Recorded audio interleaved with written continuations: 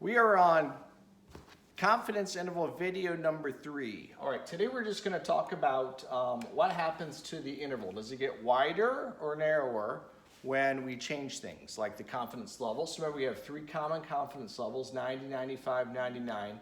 And then I have next to it their associated z-scores, z-critical values. So we have 1.645, 1.960, 2.576. You don't have to memorize those because you're going to have your book open, I'm sure, when you take your final exam.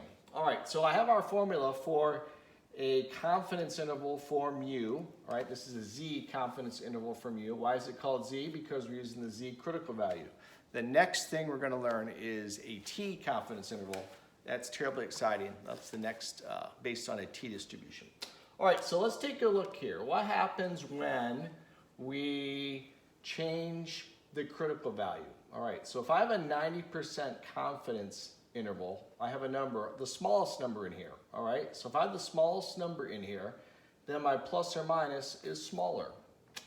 When I have a 99% confidence interval, which is a larger number, this entire side, the margin of error becomes larger. So here's our conclusion. As the confidence, I'll call it CL, increases, the interval does what?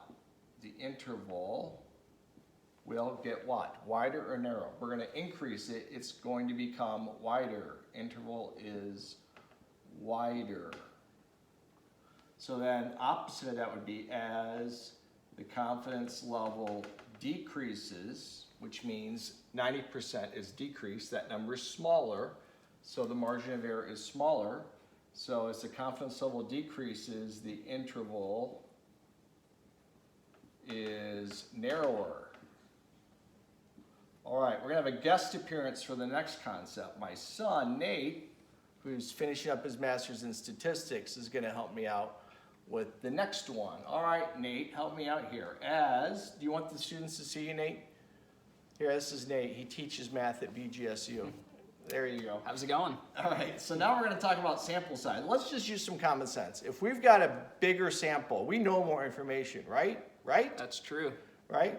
If we had 1,000 people in our population and our sample's 500, that's a lot. That's half of them. We would know a lot. Our interval would be so skinny if that was the case. All right, so narrow. So let's talk about that. As n increases, our sample size increases, what happens to the interval? Narrower or wider? Should be narrower. We're Yes. capturing more about the population with a larger sample. The interval is narrower. All right, so then the opposite of that would have to be true, right? As n decreases, all right, I've got a small sample. You know less about the population, so you need a larger net to capture more about your parameter, I guess. Yeah, parameter. The interval is wider. All right, we have to make it wider to capture it. All right, think about that, right? If you want to capture more butterflies, you need a bigger net, correct?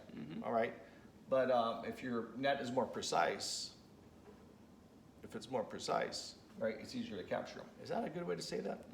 All right, so here's our concept. Let's plug n in here, right? Look at my denominator, right? If the denominator gets bigger, this number becomes smaller. Think about that. Think about like the number 12. If I do 12 divided by 2, it's 6. Let's increase it to 12 divided by 4, right? Number is getting larger. It's 3. 12 divided by 6 is 2. So as my denominator increases, as my sample size increases, this number becomes smaller. That entire fraction is smaller.